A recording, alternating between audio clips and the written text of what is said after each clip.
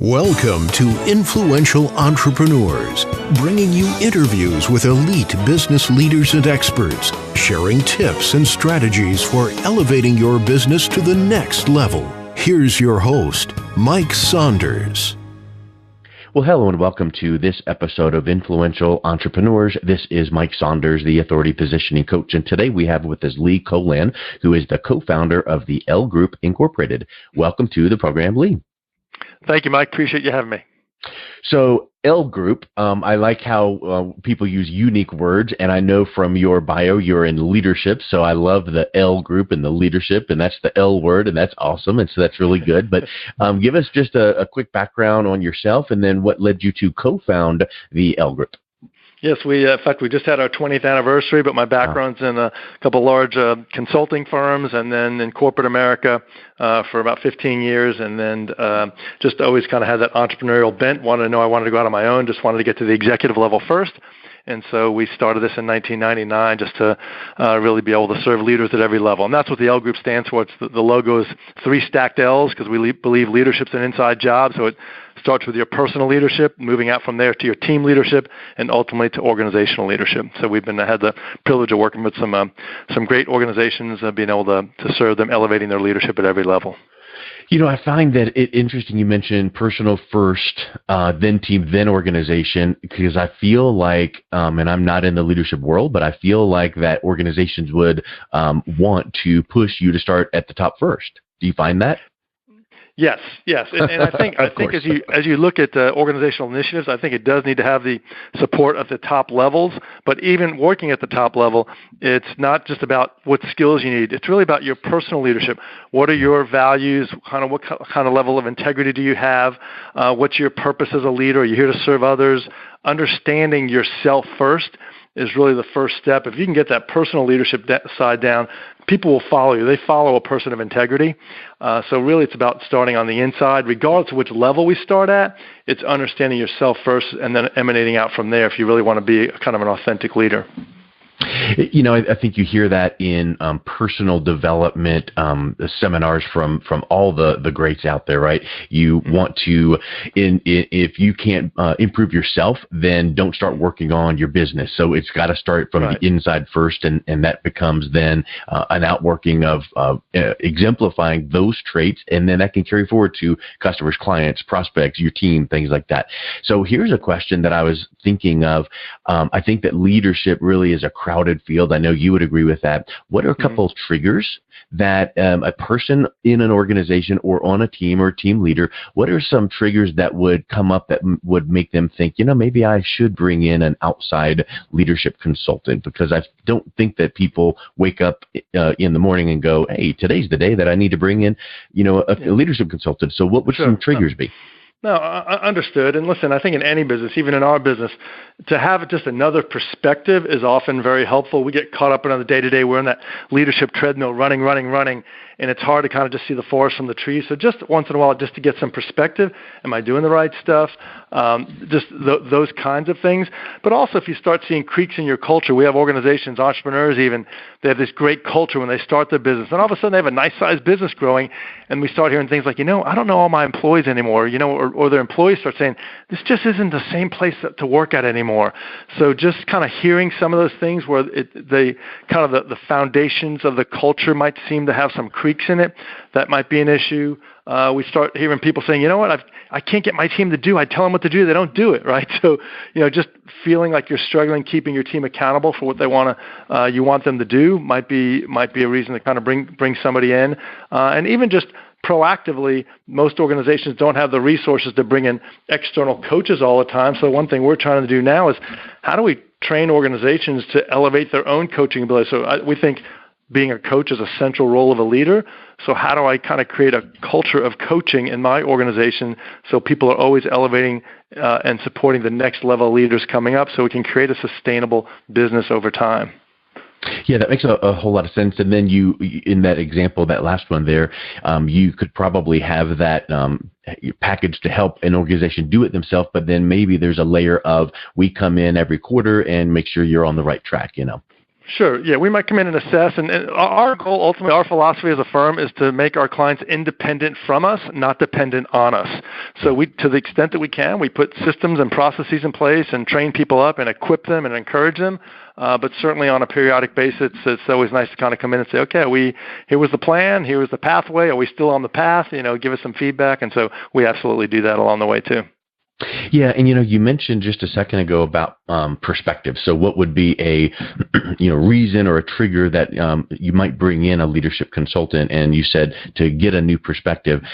What would that look like? So when is a time that you have given a fresh perspective to organization? What were they missing? What was their blind spot, and what would that kind of look like? Yeah, it's funny. People generally don't call us in because they have a blind spot, because by virtue of the fact that it is a blind spot, they don't see it, right? So, yeah, right. Oftentimes it's sometimes it's up to improve performance. Maybe we have a high potential executive and he's just needs some polish around the edges, or he may have a blind spot. Maybe his boss sees it, but he doesn't see it. How do we help them with that? How do we help them develop the right relationships? How do we help them put the right systems in place so he or she can elevate his or her leadership? But oftentimes it's also just maybe a founder of a business or a top executive saying, you know what, I need to I need to stretch my thinking. I'm struggling with a couple things here. My team, I've got a new team. They're not really gelling as quickly as I'd like. Or as I mentioned before, like I tell them what to do and they're coming back and they're not doing it. Like it seems obvious to me, just do your job.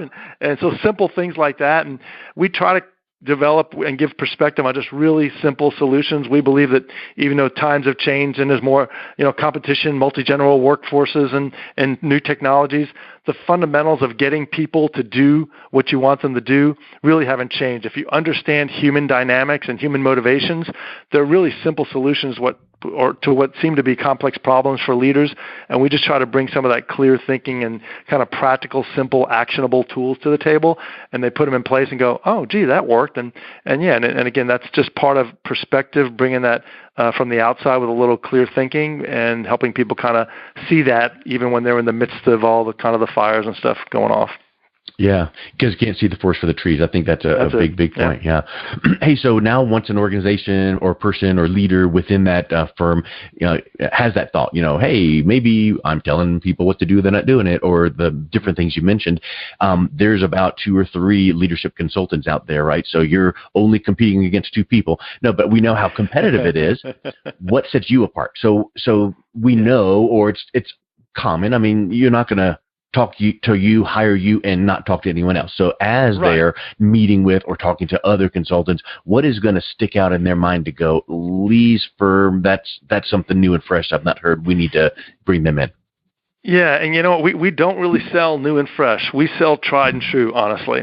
So that's good. Our distinguishing feature is that we try to cut through the clutter and provide simple, proven, field-tested solutions, not something in a theory. These are the things that have worked. We've tested over the years. We've used them with clients. We have cases to show it.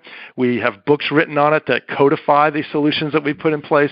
So we hope we bring some credibility to the table. But I'm a pretty simple-minded guy. I've got a PhD in industrial organizational psychology, but I call PhD kind of piled high and deep. It's not about the doctorate. It's about, and so I got that for credibility. But the truth is I'm very simple-minded. So it's like, how do we cut through the clutter? People can't remember more than a few things. How do we give them a simple, memorable solution or tool that they could actually implement? All the tools in the world don't matter unless you can implement them. So that's kind of what separates us. The other thing is that just from a brand exposure, we just try to add a lot of value. We try to help people out, give away free stuff, put a lot of free tools on our website, just help serve people the best we can. I'm not a great salesperson, but I love serving people. So I believe we just put a lot of good into the world. We serve people. When people have a buying decision to be made, they're like, hey, I saw Lee, he gave me this, or I saw him speak here, or he helped me this way, and I think his firm might be able to, we've got a buying decision now, they're top of mind, let me give them a call. So we hope that works.